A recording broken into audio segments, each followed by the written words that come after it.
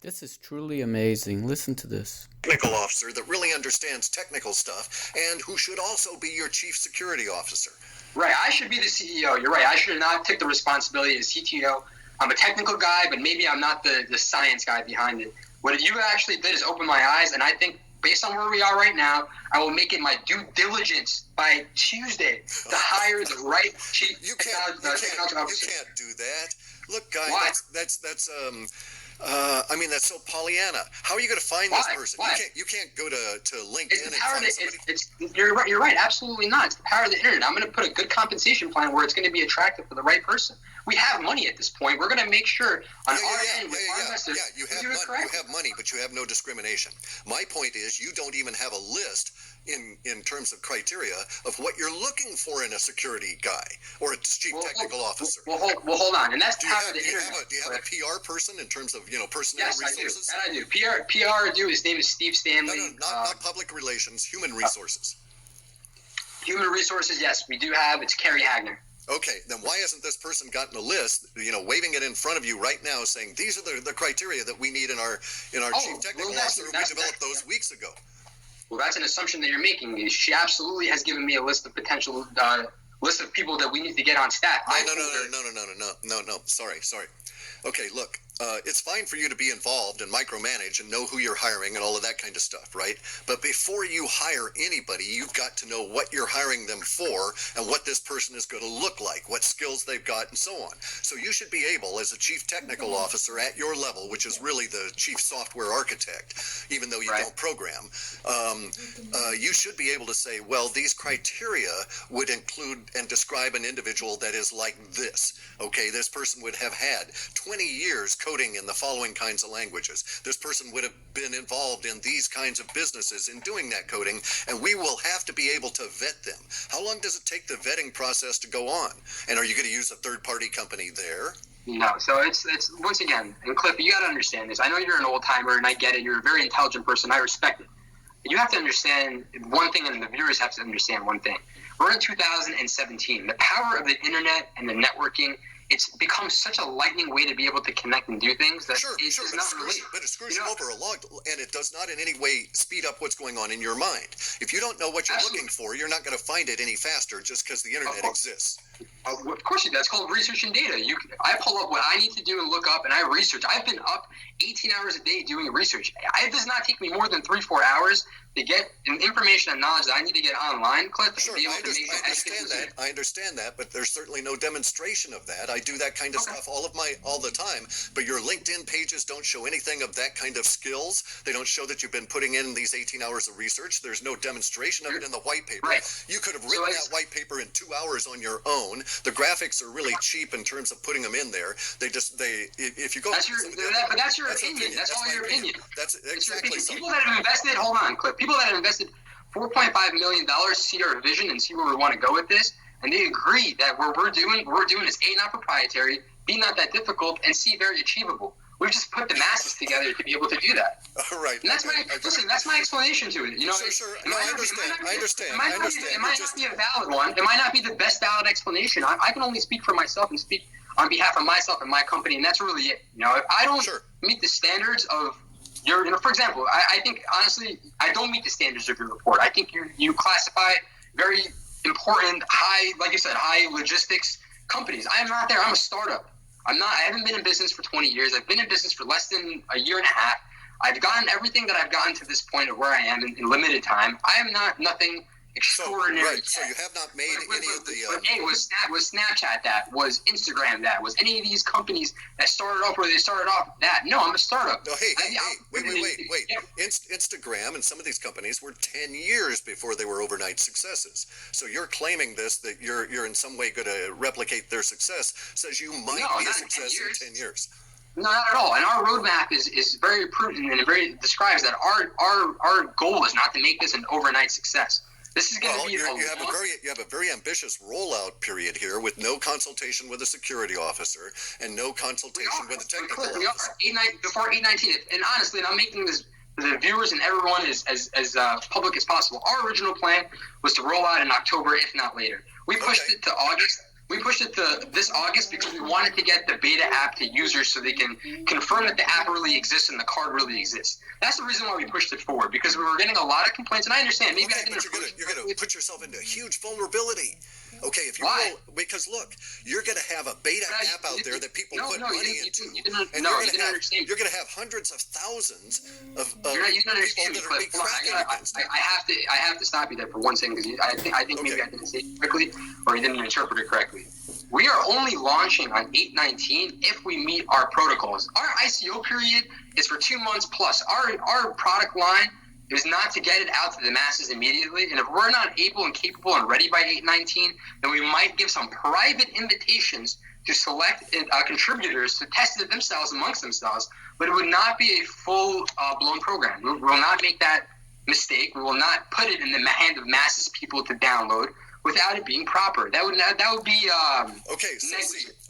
negligent. No, see, that's the problem, Guy. That's not negligent. That's the way you do this, because in the real world, it's a jungle out there. People will be trying to crack you. So you set a bounty. We won't release. We wouldn't release until we're good on security. We would never do that. Okay, if anything, we would do, like I said, we would do a private beta amongst very small contributors, and we would tell them at the time that these are the risks involved. If you want to try the software, great. We have to have you sign a disclosure. If not, you have to give us time to get it correct. We're not going to build something and give it to somebody unfinished. We're not doing that. We would never do that. But what people need to realize is that, A, we have a licensing agreement with Bancorp to do this product in the United States, and B, no one else does. The only our competitor that does is BitPay, and they only do Bitcoin. So before the competitor gets here, I'm already signed. Now I have to make sure my product is deliverable. That's not the difficult part to do. That takes time. You know, and I'm sorry that there you go. See, there's where we fundamentally disagree. Okay, I think it is very difficult to do because I've done a lot of that work, and the integration work is all very tedious, and it always takes many, many more months than anybody anticipates. And an effective, mature business person calculates first risk, especially when dealing with other people's money, and it's not so glib. You're going back to the point. Well, you're going back to the point of what I just clarified, Cliff, and I'm sorry to interrupt you, but it's just, once again, I got to just make it clear. Sure. We will not make this product available to the population without it being secure. 100% in-house. Okay, because we have the funds. There's the rub. Real products, when they go out, and I've released some on my own, you need to have them released in an insecure environment, which is the real world, and so it's not going to be 100% secure ever. You haven't heard me. That's why we have the 150 that we're testing right now. We're going to enroll more. We're going to make sure that mathematically it makes sense prior to us. Okay, wait a second. Are these 150 guys you're enrolling, are they known hackers and crackers? A handful are. I don't know the exact amount, but yes, they are. Okay, so you're actually paying people that to crack and test the system. Correct, right now. Why didn't you state that earlier? How much are you paying them in what amounts? I don't think you've asked that question. This is the first. Sure. I've been going into the security. You could have shut me up right away, saying, "Hey, we got 25 people. We're paying $80,000 a month." Well, I kept explaining to you before. We've had our bug bounty sign up for a long time. Bug bounties and security are not the same thing. Bug bounty. Absolutely. Well, this is how we got the people involved, plus the internal guys that we know through friends and family and network, to go through with this through the software so far to find bugs and flaws in our system. And we've made corrections. If I go back and how much have you spent? How much have you spent in your bug bounties? Over $150,000 of our own money. What's over $150,000? 200,000 is over. 300,000 is over. No, probably 100. You don't know. You don't know. But that's only been for since. Let me just interrupt real quick. That's been, and we've announced that. And this has only gone to full testing, I think, at the end of May, beginning of June. So it's. So you're going to have a full testing period that runs from the middle of June to the middle of October, middle of August. That's what I'm explaining to you is we are not going to get this product available to the masses unless it is fully ready, Cliff. We're not going to do that. Absolutely not. That would be, like I said, it's not going to make sense for us to do that. And risk. I read a lot. I read it on the internet. I know what's going on the internet. I know who's being hacked. I know what's going on. I know when money's being lost. And I have used this knowledge. Let's approach this another way. you're the chief technical officer, but basically you're the CEO, and you're in charge of spending the money man's money, as well as all the money that comes on in. All right. And so, how much are you allocating?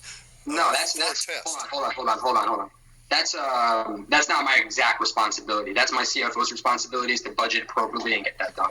I just oversee it. I make sure it makes sense. Sure, I understand. Okay, all right. I'm a CEO, all right? I've got very few people working for me, and I'm talking very few people because I don't get along with people. But I know down to the gnat's ass what they cost me, okay? I mean, I can tell you in any given period how much the money is going out. That's just me. I like keeping track of the money. Right. And it's my money, okay? It's not other people's money. If I were trying to deal with other people's money, I'd be really freaked out constantly. So now here's the thing. How much are you guys going to allocate for your testing process? What is your budget? What's your budget? Not the time. Right. No, I get it. Let me pull up that information. I think I have that available right now. Because as you can see, this is a Sunday. I got on at my house. I'm not at my office. I'm going to stop here. This guy is just lying left and right. Poor Cliff. He's asking the right questions. God bless you, Cliff. You look like you have a real knowledge of actually trying to make business and products and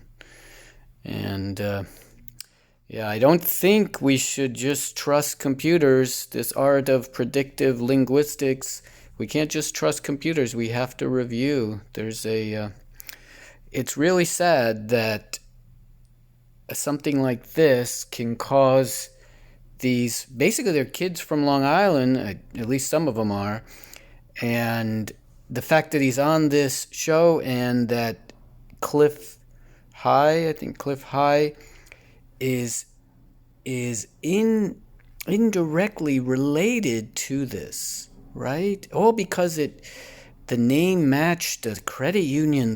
This is not good. I mean, there's a lot of responsibility to go around here, but obviously out and out fraud. In hindsight, this guy's in jail. This guy, whatever his name is, Sharma. Anyway, peace out.